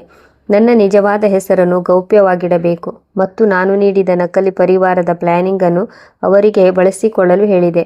ಆ ವಕೀಲರು ದೊಡ್ಡ ಪರಿವಾರದ ವಕೀಲರೆಂದು ಹೇಳಿಕೊಂಡು ಶ್ರೀಮಂತ ಪರಿವಾರದ ಹುಡುಗನಿಗಾಗಿ ಸೋನಿಯಾಳ ಸಂಬಂಧವನ್ನು ಕೇಳಿಕೊಂಡು ಹೋಗಬೇಕು. ವಕೀಲ ಹರ್ಷದ್ ಅವರು ತುಂಬ ಬುದ್ಧಿವಂತರಾಗಿದ್ದರು. ತಮ್ಮ ಚಾಣಾಕ್ಷತೆಯಿಂದ ಅವರು ಅತ್ತೆಯ ಮನೆಗೆ ಹೋಗಿ ಸಂಬಂಧದ ಬಗ್ಗೆ ಮಾತನಾಡಿದರು. ಅತ್ತೆಯು ಬಂದ ಸಂಬಂಧ ಸತ್ಯವೆಂದು ತಿಳಿದಳು ಮತ್ತು ಅವರಲ್ಲಿನ ಶ್ರೀಮಂತಿಕೆಯ ವ್ಯಾಮೋಹ ಇನ್ನೂ ಎತ್ತರಕ್ಕೆ ತಲುಪಿತು. ವಕೀಲರು ನಕಲಿ ಹುಡುಗನ ಗುಣಗಾನ ಮತ್ತು ಶ್ರೀಮಂತಿಕೆಯ ಬಗ್ಗೆ ಹೊಗಳುವಾಗ ಆಕಾಶ ಭೂಮಿಯನ್ನು ಒಂದು ಮಾಡಿ ಹೇಳಿದರು. ಅಸಿಸ್ಟೆಂಟ್ ಕಮಿಷನರ್ ಸಾಹೇಬರ ಸಂಬಳ, ಅವರ ಪ್ರೋಟೋಕಾಲ್, ಅವರ ಜೀವನ, ಇಂತಹ ಸಂಬಂಧ ದೊರೆಯುವುದು ಕೇವಲ ಅದೃಷ್ಟವಂತರಿಗೆ ಮಾತ್ರ ಎಂದು ಹೊಗಳಿದರು. ಅತ್ತೆ ಇದೆಲ್ಲದರಿಂದ ಪ್ರಭಾವಿತರಾದರು. ತಕ್ಷಣ ಅವರು ಈ ಸಂಬಂಧಕ್ಕೆ ಒಪ್ಪಿಗೆ ನೀಡಿದರು ಮತ್ತು ಹೇಳಿದರು, ವಕೀಲ್ ಸಾಹೇಬರೇ, ನಮಗೆ ಈ ಸಂಬಂಧ ಒಪ್ಪಿಗೆ ಇದೆ. ಕೇವಲ ಕಮಿಷನರ್ ಸಾಹೇಬರನ್ನು ಭೇಟಿಯಾಗುವ ದಿನಾಂಕವನ್ನು ಫಿಕ್ಸ್ ಮಾಡಿ. ಅವರು ನನ್ನ ಬಗ್ಗೆ ಒಮ್ಮೆಯೂ ಕೂಡ ಯೋಚಿಸಲಿಲ್ಲ. ತಮ್ಮ ಅಳಿಯ ಕೂಡ ಈ ಮಟ್ಟಕ್ಕೆ ತಲುಪಬಹುದು ಎಂದು ಅಂದುಕೊಂಡಿರಲಿಲ್ಲ. ಅತ್ತೆಯು ಭೇಟಿಗಾಗಿ ಮುಂದಿನ ವಾರ ಮಂಗಳವಾರದ ದಿನ ಫಿಕ್ಸ್ ಮಾಡಿದಳು. ಈ ದಿನಕ್ಕಾಗಿ ನನ್ನ ಎಲ್ಲ ಫೋಟೋಕಾಲ್ ಮತ್ತು ಗಾಡಿಗಳನ್ನು ರೆಡಿ ಮಾಡಿಕೊಂಡೆ. ನಾನು ನನ್ನ ಗಾರ್ಡ್ಗಳ ಕಮಾಂಡರನ್ನು ಕರೆದು ನನ್ನ ಸೀಕ್ರೆಟ್ ಮಿಷನ್ನ ಬಗ್ಗೆ ಅವರಿಗೆ ತಿಳಿಸಿದೆ. ನಾನು ಆ ಮನೆಯ ಒಳಗೆ ಪ್ರವೇಶ ಮಾಡಿದಾಗ ನನ್ನ ಆಟಿಟ್ಯೂಡ್ನಿಂದಾಗಿ ಅವರ ಮನಸ್ಸು ಕರಗಿ ಹೋಗಬಾರದು ಮತ್ತು ಯಾವುದೇ ತೊಂದರೆ ಆಗಬಾರದು ಎಂದು ಅವರಿಗೆ ವಿವರಿಸಿದೆ. ನಾನು ಈ ರೀತಿ ಅತ್ತೆ ಮನೆಯನ್ನು ಪ್ರವೇಶಿಸಿದ ಬಗ್ಗೆ ದೂರದವರೆಗೂ ಚರ್ಚೆಯಾಗಬೇಕು ಎಂದು ಪ್ಲ್ಯಾನ್ ಮಾಡಿದೆ. ನಾನು ಬೇಕಂತಲೇ ಆ ದಿನ ರಜೆಯನ್ನು ತೆಗೆದುಕೊಂಡೆ. ಈಗ ನಾನು ನೌಕರನಿಂದ ಮಾಲೀಕನಾಗಿ ಆ ಮನೆಯನ್ನು ಪ್ರವೇಶಿಸುವ ಸಮಯ ಬಂದಾಯಿತು. ಇಂದಿನ ದಿನ ಅತ್ತೆಯ ಮನೆಯವರಿಗೆ ಒಂದು ಹಬ್ಬದ ದಿನವಾಗಿತ್ತು. ಅವರೆಲ್ಲ ಕಮಿಷನರ್ರೊಂದಿಗೆ ಸೋನಿಯಾಳ ಸಂಬಂಧ ಕೂಡಿ ಬರುತ್ತಿದೆ ಎಂದು ಸಂಭ್ರಮಾಚರಣೆ ಪಡುತ್ತಿದ್ದರು. ಇದರಿಂದ ತಮ್ಮ ಅಂತಸ್ತಿನ ಗೌರವ ಬದಲಾಗಬಹುದು ಎಂದು ಅಂದುಕೊಂಡಿದ್ದರು. ನಾನು ಅತ್ತೆಗೆ ಹೇಳಿದ ಹಾಗೆ ಮಾಮೂಲಿ ಫೇಕ್ ಕಂಪನಿಯಿಂದ ರಜೆಯನ್ನು ಪಡೆದುಕೊಂಡಿದ್ದೇನೆಂದು ಅತ್ತೆಗೆ ಹೇಳಿದ್ದೆ. ಬೆಳಿಗ್ಗೆ ಅತ್ತೆ ನನಗೆ ಫೋನ್ ಮಾಡಿ ಹೇಳಿದಳು, ಆನಂದ್, ನಿನ್ನ ಕಂಪನಿಗೂ ಕೂಡ ರಜೆ ಇದೆಯಲ್ಲವೇ? ಆದ್ದರಿಂದ ನೀನು ಇಂದು ಮನೆಗೆ ಬಾ. ನಮ್ಮ ಮನೆಗೆ ಕಮಿಷನರ್ ಸಾಹೇಬರು ಬರುತ್ತಿದ್ದಾರೆ. ಮನೆಯ ಸ್ವಚ್ಛತೆ ನಿನ್ನ ಕೈಯಾರೆ ನಡೆಯಲಿ. ಮನೆಯಲ್ಲಿ ಯಾವುದೇ ಕಸ ಅಥವಾ ಧೂಳು ಕಾಣಿಸಿಕೊಳ್ಳಬಾರದು. ಇದು ನನ್ನ ಕೊನೆಯ ಅವಮಾನಕರ ಸಂದರ್ಭವಾಗಿತ್ತು. ಇದನ್ನು ನಾನು ನಕ್ಕು ಸ್ವೀಕರಿಸಿದೆ. ನಾನು ನೌಕರನಾಗಿ ಹಳೆಯ ಬಟ್ಟೆಯನ್ನು ತೊಟ್ಟು ಮನೆಗೆ ಹಾಜರಾದೆ. ಈ ಮನೆಯಲ್ಲಿ ನನ್ನ ತಂದೆಗೆ ಅವಮಾನ ಮಾಡಿದ್ದರು. ನನ್ನ ಬಳಿ ಕೆಲಸದ ಉದ್ದ ಲಿಸ್ಟ್ ಹೇಳಿದರು. ಎಲ್ಲ ಕೆಲಸವನ್ನು ಮುಗಿಸಿ ತಕ್ಷಣ ಡ್ರಾಯಿಂಗ್ ರೂಮ್ನ ಫರ್ನಿಚರನ್ನು ಪಾಲಿಷ್ ಮಾಡು, ಲಾನ್ನ ಬೇಡದ ಎಲೆಗಳನ್ನು ಕತ್ತರಿಸಿ ಹಾಕು ಎನ್ನುತ್ತಿದ್ದರು. ನಾನು ಡ್ರಾಯಿಂಗ್ ರೂಮ್ನಲ್ಲಿ ಸ್ವಚ್ಛಗೊಳಿಸುತ್ತಿದ್ದಾಗ ಸೋನಿಯಾ ತನ್ನ ಕೋಣೆಯಿಂದ ಹೊರಬಂದಳು. ಅವಳು ದುಬಾರಿ ಬಟ್ಟೆಯನ್ನು ತೊಟ್ಟು ರಾಜಕುಮಾರಿಯಾಗಿದ್ದಳು. ಅವಳ ಮುಖದ ಮೇಲೆ ಅಹಂಕಾರ ಮತ್ತು ಆಟಿಟ್ಯೂಡ್ ಎದ್ದು ಕಾಣುತ್ತಿತ್ತು. ಅವಳು ನನ್ನನ್ನು ನೋಡಿ ಅಹಂಕಾರದಿಂದ ಹೇಳಿದಳು, ಆನಂದ್, ನನ್ನ ಶೂ ಮೇಲೆ ಯಾವಾಗಲೂ ಧೂಳು ಮೆತ್ತಿರುತ್ತದೆ. ಆದಷ್ಟು ಬೇಗ ನನ್ನ ಕೋಣೆಗೆ ಬಾ. ನನ್ನ ಚಪ್ಪಲಿಗಳನ್ನು ಹೊಳೆಯುವಂತೆ ಸ್ವಚ್ಛಗೊಳಿಸು. ನಾನು ತುಂಬ ಇಂಪಾರ್ಟೆಂಟ್ ವ್ಯಕ್ತಿಗಳೊಂದಿಗೆ ಇಂದು ಭೇಟಿಯಾಗುತ್ತಿದ್ದೇನೆ. ನಾನು ಸುಮ್ಮನೆ ಅವಳ ಹಿಂದೆ ಅವಳ ಕೋಣೆಗೆ ಹೋದೆ. ಕೋಣೆಯಲ್ಲಿ ಪರ್ಫ್ಯೂಮ್ ಸುಗಂಧ ಹರಡಿತ್ತು. ಸೋನಿಯಾ ಬೆಡ್ ಮೇಲೆ ಮಲಗಿದ್ದಳು. ಅವಳು ತನ್ನ ಹೊಸ ಚಪ್ಪಲಿಗಳನ್ನು ತೋರಿಸಿ, ಇವುಗಳನ್ನು ಆದಷ್ಟು ಬೇಗ ಸ್ವಚ್ಛಗೊಳಿಸು ಎಂದು ಹೇಳಿದಳು. ಮತ್ತೆ ಪುನಃ ನನ್ನನ್ನು ಅವಮಾನ ಮಾಡುತ್ತಿದ್ದಳು. ನೀನಂತೂ ನೌಕರನಾಗಿ ದುಡಿದು ಹೀಗೆ ನಿನ್ನ ಪ್ರಾಣವನ್ನು ಬಿಡುತ್ತೀಯಾ? ನಿನ್ನ ಹಣೆಬರವಂತೂ ಇಷ್ಟಕ್ಕೆ ಮುಗಿದು ಹೋಗುತ್ತದೆ. ನೋಡು, ನನ್ನ ಅದೃಷ್ಟ ಇಂದು ಬದಲಾಗುತ್ತಿದೆ. ಅವಳ ಈ ಮಾತುಗಳು ನನ್ನ ಎದೆಗೆ ಬಾಣದಂತೆ ನಾಟಿತು. ನಾನು ನನ್ನ ಸಿಟ್ಟನ್ನು ಕಂಟ್ರೋಲ್ ಮಾಡಿಕೊಂಡೆ. ನಾನು ತಲೆ ಬಗ್ಗಿಸಿ ಅವಳ ಚಪ್ಪಲಿಯನ್ನು ಪಾಲಿಷ್ ಮಾಡಿದೆ. ಮನದಲ್ಲಿ ಹೇಳಿಕೊಂಡೆ, ಸೋನಿಯಾ, ಕೇವಲ 1 ಗಂಟೆ ಮಾತ್ರ ವೇಟ್ ಮಾಡು. ಆನಂತರ ನನ್ನ ನಿಜವಾದ ಅರ್ಹತೆ ಏನೆಂದು ಅರ್ಥವಾಗುತ್ತದೆ. ಈ ಚಪ್ಪಲಿಗಳು ನನ್ನ ಕೈಯಲ್ಲಿ ಕೊನೆಯ ಬಾರಿಗೆ ಪಾಲಿಷ್ ಆಗುತ್ತಿವೆ. ಸ್ವಚ್ಛತೆ ಹಾಗೂ ಪಾಲಿಷ್ ಕೆಲಸವನ್ನು ಪೂರ್ಣಗೊಳಿಸಿದ ನಂತರ ನಾನು ಹಾಲ್ನ ಸ್ವಚ್ಛತೆಯನ್ನು ಪೂರ್ಣಗೊಳಿಸಿದೆ. ಅತ್ತೆಯು ಹುಸಿ ನಗೆಯನ್ನು ಬೀರುತ್ತಾ ಹೇಳಿದಳು, ಆನಂದ್, ಯಾವಾಗಲೂ ನೀನು ಕೆಲಸದಲ್ಲಿ ನಮಗೆ ನೆರವಾಗುತ್ತೀಯಾ? ದೇವರು ನಿನಗೆ ಒಳ್ಳೆಯದು ಮಾಡಲಿ. ಈ ಕನಿಕರದಿಂದ ಕೂಡಿದ ಶಬ್ದಗಳು ನನಗೆ ಇನ್ನೂ ನೋವನ್ನುಂಟು ಮಾಡುತ್ತಿದ್ದವು. ಸ್ವಚ್ಛಗೊಳಿಸಿದ ನಂತರ ನಾನು ಅತ್ತೆಯಲ್ಲಿ ಹೋಗಲು ಅನುಮತಿ ಕೇಳಿದೆ. ಅತ್ತೆಯವರೇ, ಎಲ್ಲ ಕೆಲಸ ಮುಗಿದಿದೆ, ನಾನಿನ್ನು ಹೊರಡಬಹುದೇ? ಅತ್ತೆಯು ಟೈಮ್ ನೋಡಿ ನನಗೆ ಬೈಯುತ್ತಾ ಹೇಳಿದಳು, ಈಗ ನೀನು ಇಲ್ಲಿ ನಿಂತುಕೊಳ್ಳುವುದೇ ಬೇಡ. ಗೇಟ್ನ ಬಳಿಯೂ ಕೂಡ ನಿಲ್ಲಬೇಡ. ಈ ವೇಷದಲ್ಲಿ ಕಮಿಷನರ್ ಸಾಹೇಬರು ನಿನ್ನನ್ನು ನೋಡಬಾರದು. ಗೇಟ್ನಿಂದ ದೂರ ಹೋಗಿ ನಿಲ್ಲು. ನಮ್ಮ ಮಾನ ಹೋಗುವಂತೆ ಮಾಡಬೇಡ. ಈಗಲೇ ಹೋಗಿ ನೌಕರರು ಇರುವ ಕ್ವಾರ್ಟರ್ನಲ್ಲಿ ಹೋಗಿ ಉಳಿ. ಅವರ ಈ ಹುಕುಂ ನನಗೆ ಗೆಲುವಿನ ಕೊನೆಯ ಸಂಕೇತವಾಗಿತ್ತು. ನಾನು ತಲೆ ತಗ್ಗಿಸಿ, ಆಯ್ತು ಅತ್ತೆ ಎಂದು ಹೇಳಿ ಅಲ್ಲಿಂದ ಹೊರಟೆ. ನೌಕರನಾಗಿ ಅವರ ಮುಂದೆ ತಲೆ ತಗ್ಗಿಸಿರುವುದು ಇದು ಕೊನೆಯ ಬಾರಿಯಾಗಿತ್ತು. ನಾನು ನನ್ನ ಹಳೆಯ ಕ್ವಾರ್ಟರ್ಗೆ ಬಂದೆ. ಅಲ್ಲಿ ನಾನು ಸ್ವಲ್ಪ ಸಮಯ ಇದ್ದೆ. ನನ್ನ ಗಾರ್ಡ್ಗಳ ಕಮಾಂಡರ್ಗೆ ಸೀಕ್ರೆಟ್ ಕೋಡ್ನಲ್ಲಿ ಕೊನೆಯ ಬಾರಿ ಹೇಳಿದೆ. ಕೋಣೆಯ ಅಲ್ಮಾರಿಯಲ್ಲಿ ನನ್ನ ಅಸಿಸ್ಟೆಂಟ್ ಕಮಿಷನರ್ ಯೂನಿಫಾರ್ಮ್ ನೇತು ಹಾಕಲಾಗಿತ್ತು. ನಾನು ನನ್ನ ಹಳೆಯ ಕೊಳೆಯ ಡ್ರೆಸ್ ತೆಗೆದು ಸ್ವಚ್ಛವಾದ ಯೂನಿಫಾರ್ಮ್ ಹಾಕಿಕೊಂಡೆ. ಕನ್ನಡಿಯ ಮುಂದೆ ನಿಂತು ನಾನು ನನ್ನನ್ನೇ ಸ್ವತಃ ನೋಡಿಕೊಂಡೆ. ಇವನು ಅದೇ ಆನಂದ್, ಈಗ ತುಂಬ ಶಕ್ತಿಶಾಲಿಯಾಗಿದ್ದ. ನಾನು ನನ್ನ ತಂದೆಯ ಫೋಟೋವನ್ನು ನೋಡಿದೆ. ಮನಸ್ಸಿನಲ್ಲಿ ಅವರಲ್ಲಿ ಕ್ಷಮೆಯನ್ನು ಕೇಳಿದೆ. ನಿಮ್ಮ ಮಗ ಸೇಡಿಗಾಗಿ ಈ ನಾಟಕವನ್ನು ಆಡುತ್ತಿದ್ದಾನೆ. ನಾನು ತಯಾರಾದೆ. ನನ್ನ ಪ್ರೋಟೋಕಾಲ್ ನನಗಾಗಿ ಕಾಯುತ್ತಿತ್ತು. ನಾನು ಯೂನಿಫಾರ್ಮ್ ತೊಟ್ಟು ನನ್ನ ಕೋಣೆಯಿಂದ ಹೊರಗಡೆ ಬಂದೆ. ಮನೆಯ ಹಿಂದಿನ ಬಾಗಿಲಿನಿಂದ ಹೊರಬಂದ ನಾನು ಗೇಟ್ನಿಂದ ಸ್ವಲ್ಪ ದೂರದಲ್ಲಿ ಗಾರ್ಡ್ಸ್ ಮತ್ತು ಪ್ರೋಟೋಕಾಲ್ ನಿಂತಿರುವುದನ್ನು ನೋಡಿದೆ. ನಾನು ಕಪ್ಪು ಬಣ್ಣದ ದೊಡ್ಡ ಗಾಡಿಯನ್ನು ಏರಿದೆ. ಕಮಾಂಡರ್ಗೆ ಮುಂದೆ ಸಾಗಲು ಸನ್ನೆ ಮಾಡಿದೆ. ನನ್ನ ಗಾರ್ಡ್ಸ್ ಮತ್ತು ಪ್ರೋಟೋಕಾಲ್ ಜೊತೆಗೆ ನಾನು ಆ ಬೀದಿಗೆ ಬಂದೆ. ಇದೇ ಬೀದಿಯಲ್ಲಿ ನನ್ನ ತಂದೆಗೆ ಅವಮಾನ ಮಾಡಲಾಗಿತ್ತು. ಗೇಟಿಗೆ ಬಂದು ನಾನು ಗಾಡಿಯನ್ನು ನಿಲ್ಲಿಸಿದೆ. ಕೊನೆಯ ಹುಕುಂ ನೀಡಿದೆ. ನನ್ನ ಎಂಟ್ರಿ ಹೇಗಿರಬೇಕು ಎಂದರೆ ಅಲ್ಲಿದ್ದ ಪ್ರತಿ ವ್ಯಕ್ತಿಯ ಉಸಿರು ಒಮ್ಮೆಲೆ ನಿಂತಂತಾಗಬೇಕು. ಬೀದಿಯಲ್ಲಿ ಸೈರನ್ ಹಾಗೂ ಸರ್ಕಾರಿ ಗಾಡಿಗಳ ಹಾರ್ನ್ ಶಬ್ದಗಳಿಂದ ಅತ್ತೆಯ ಮನೆಯಲ್ಲಿ ಒಂದು ಕ್ಷಣ ಗಡಿಬಿಡಿ ಉಂಟಾಯಿತು. ಅತ್ತೆ, ಮಾವ, ಸೋನಿಯಾ ಎಲ್ಲರೂ ಡ್ರಾಯಿಂಗ್ ರೂಮ್ನಲ್ಲಿ ಕಮಿಷನರ್ ಅವರನ್ನು ಸ್ವಾಗತಿಸಲು ಕಾದಿದ್ದರು. ಅವರ ಹೃದಯದ ಬಡಿತ ಹೆಚ್ಚಾಯಿತು. ಅತ್ತೆ ಸೋನಿಯಾಳಲ್ಲಿ ಹೇಳಿದ್ದಳು, ಸುಮ್ಮನಿರು ಮತ್ತು ನಿನ್ನ ಪ್ರಭಾವ ಬೀರು. ನಮ್ಮ ಅದೃಷ್ಟ ಕುಲಾಯಿಸುತ್ತಿದೆ. ಸೋನಿಯಾ ಹೂವಿನ ದೊಡ್ಡ ಬೊಕ್ಕೆಯನ್ನು ಹಿಡಿದುಕೊಂಡು ನಿಂತಿದ್ದಳು. ಮುಖದಲ್ಲಿ ಅಹಂಕಾರ ಮತ್ತು ವಿಚಿತ್ರ ಎಕ್ಸ್ಪ್ರೆಷನ್ ಇತ್ತು. ಗೇಟ್ನ ಮೂಲಕ ಎಲ್ಲಕ್ಕಿಂತ ಮೊದಲು ನನ್ನ ಗಾರ್ಡ್ಸ್ ಮತ್ತು ಸೆಕ್ಯೂರಿಟಿ ಟೀಮ್ ಒಳಗಡೆ ಬಂದಿತ್ತು. ಅವರು ಹಾಲ್ನ ಒಂದೊಂದು ಬದಿ ತಮ್ಮ ಪೊಸಿಷನ್ ತೆಗೆದುಕೊಂಡರು. ಅವರ ಪ್ರೊಫೆಷನಲ್ ಅಂದಾಜನ್ನು ನೋಡಿ ಅತ್ತೆ ತನ್ನ ಕನಸು ನನಸಾಯಿತು ಎಂದು ಬೀಗಿದರು. ಆನಂತರ ನಾನು ಕಮಿಷನರ್ ಆನಂದ್ನಾಗಿ ಗಾಂಭೀರ್ಯ ಹಾಗೂ ಅಹಂಕಾರದಿಂದ ಡ್ರಾಯಿಂಗ್ ರೂಮ್ನ ಒಳಗಡೆ ಹೆಜ್ಜೆ ಇಟ್ಟೆ. ಸಮಯ ನಿಂತಂತಾಗಿತ್ತು.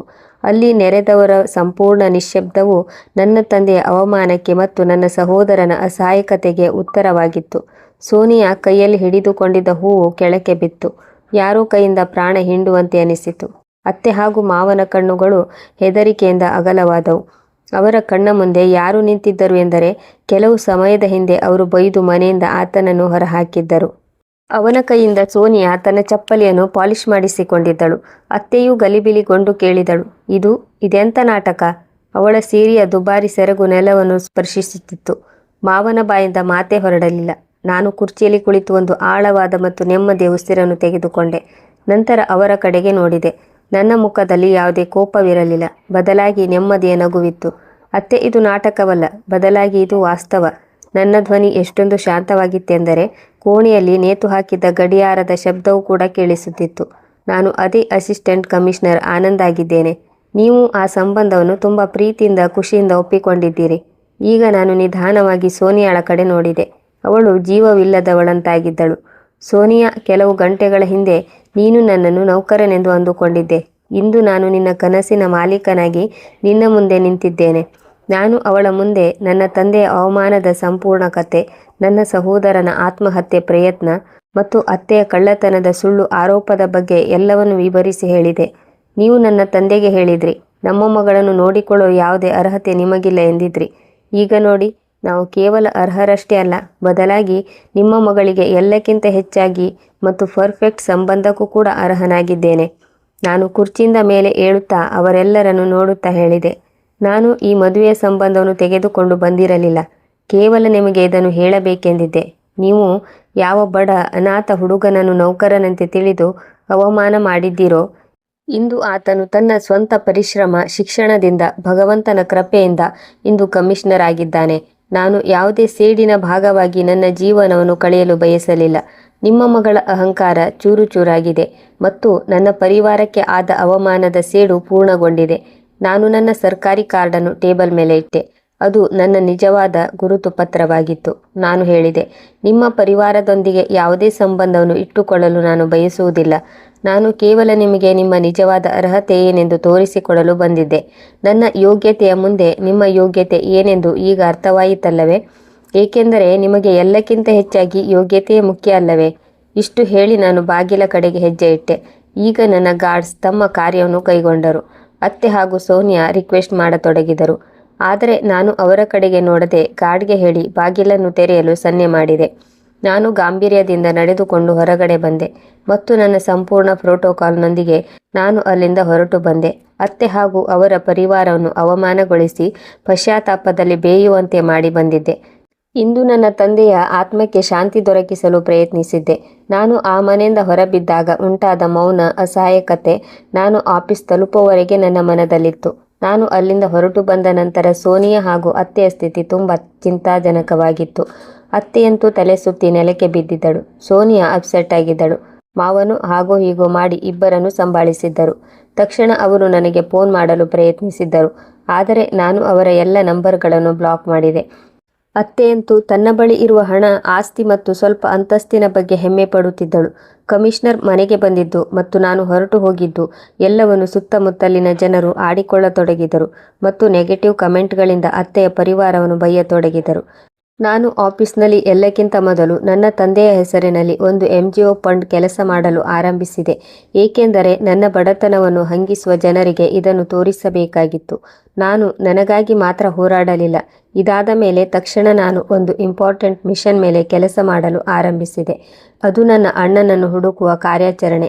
ನನ್ನ ಅಧಿಕೃತ ಗುರುತು ಮತ್ತು ವೈಯಕ್ತಿಕ ಸಂಪರ್ಕ ಬಳಸಿಕೊಂಡು ವಿವಿಧ ನಗರಗಳು ಮತ್ತು ಆಶ್ರಮಗಳಲ್ಲಿನ ಪೊಲೀಸ್ ಠಾಣೆಗಳಿಗೆ ನನ್ನ ಅಣ್ಣನ ಕಣ್ಮರೆಯ ಹಳೆಯ ವರದಿಯನ್ನು ಮರು ತನಿಖೆ ಮಾಡಲು ಆದೇಶಿಸಿದೆ.